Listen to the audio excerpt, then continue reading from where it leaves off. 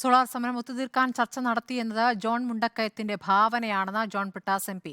John മുണ്ടക്കയത്തെ വിളിച്ചിട്ടില്ല. ചെറിയാൻ ഫിലിപ്പിന്റെ ഫോണിൽ തിരുവഞ്ചൂർ രാധാകൃഷ്ണനാണ് തന്നെ ബന്ധപ്പെട്ടത്. വിഷയത്തിൽ മുഖ്യമന്ത്രിയായിരുന്ന ഉമ്മൻചാണ്ടിയുമായി പാർട്ടി നേതൃത്വത്തിന്റെ അനുമതിയോടെ കൂടിക്കാഴ്ച നടത്തിയിരുന്നു. ചർച്ചയ്ക്ക് തയ്യാറാണെന്ന് തിരുവഞ്ചൂർ അറിയിച്ചതിന്റെ അടിസ്ഥാനത്തിൽ CPM പ്രതിനിധി എന്ന നിലയ്ക്കായിരുന്നു കൂടിക്കാഴ്ചയെന്നും ജോൺ ബ്രിട്ടാസ് വിശദീകരിച്ചു. ജോൺ മുണ്ടക്കയുമായിട്ട് ഞാൻ ഈ സോളാർ വിഷയം ചർച്ച ചെയ്തു എന്ന് പറയുന്നത് അദ്ദേഹത്തിൻ്റെ ഭാവനയുടെ യഥാർത്ഥത്തിൽ ജോണുമായിട്ട് അങ്ങനെ യാതൊരുവിധ ചർച്ചയും നടത്തിയിട്ടില്ല. യഥാർത്ഥത്തിൽ സംഭവിച്ചത് തിരുവഞ്ചൂർ രാധാകൃഷ്ണനാണ് എന്നെ ബന്ധപ്പെടുന്നത്. അല്ലാതെ ജോൺ മുണ്ടക്കയത്തെ ഞാൻ വിളിക്കുകയോ തിരുവഞ്ചൂർ രാധാകൃഷ്ണനെ ഞാൻ വിളിക്കുകയോ ചെയ്യുന്ന സംഭവമില്ല.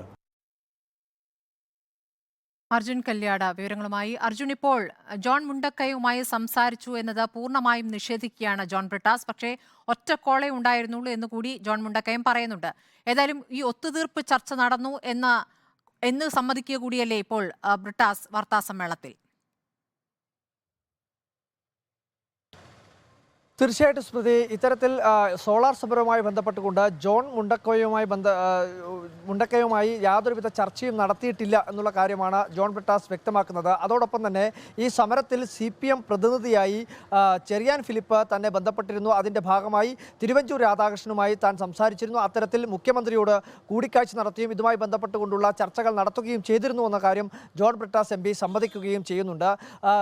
ജോൺ മുണ്ടക്കയുമായി ബന്ധപ്പെട്ടുകൊണ്ട് യാതൊരുവിധ സംഭാഷണമോ അല്ലെങ്കിൽ അതുമായി ബന്ധപ്പെട്ടുകൊണ്ടുള്ള യാതൊരുവിധ ചർച്ചയോ അതിൻ്റെ ഭാഗമായിട്ട് ഉണ്ടായിരുന്നില്ല. ജോൺ മുണ്ടക്കയത്തിൻ്റെ ഈ പുസ്തകത്തിലുള്ള ഈ വാരികയിലുള്ള എഴുത്ത് അത് തീർത്തും ഭാവനാപരമായിട്ടുള്ള കാര്യമാണ്. ഒരു പുസ്തകത്തിൻ്റെ പ്രസാധനം നടക്കാൻ വേണ്ടി പോകുന്നു, ആ സമയത്ത് ഉണ്ടാവുന്ന ചില എഴുത്തുകൾ മാത്രമായി ഇതിനെ കാണാൻ വേണ്ടി കഴിയുകയുള്ളൂ എന്ന കാര്യമാണ് ജോൺ ബ്രിട്ടാസ് വ്യക്തമാക്കുകയും ചെയ്യുന്നത്.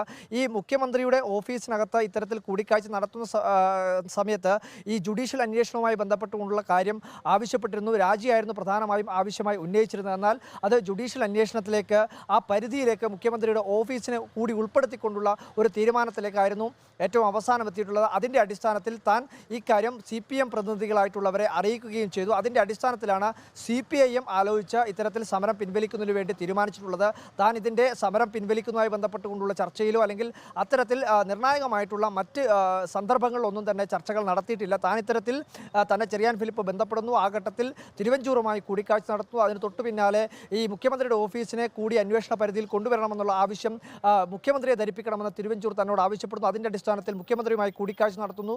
അപ്പോൾ ആ ഘട്ടങ്ങളിൽ മാത്രമാണ് താൻ ഇടപെട്ടത്. ഈ കാര്യങ്ങൾ CPIMൻ്റെ ഉത്തരവാദിത്തപ്പെട്ട പാർട്ടി നേതാക്കളെ അറിയിച്ചു എന്നതിൽ ഉപരിയായി മറ്റൊരു കാര്യവും ഇതിൻ്റെ ഭാഗമായി താൻ ഈ സംഭാഷണങ്ങളൊന്നും തന്നെ ഉണ്ടായിരുന്നില്ല എന്നുള്ള കാര്യമാണ് ജോൺ ബ്രിട്ടാസ് വ്യക്തമാക്കുന്നത്. എങ്കിൽ കൂടി കൂടിക്കാഴ്ച നടത്തിയിരുന്നു. താൻ ഇതിൻ്റെ കാര്യങ്ങളിലെല്ലാം തന്നെ മുഖ്യമന്ത്രിയുമായും തിരുവഞ്ചൂറുമൊക്കെ സംഭാഷണം നടത്തിയിരുന്നു എന്ന കാര്യം ജോൺ ബ്രിട്ടാസ് സമ്മതിക്കുകയും ചെയ്യുന്നുണ്ട്.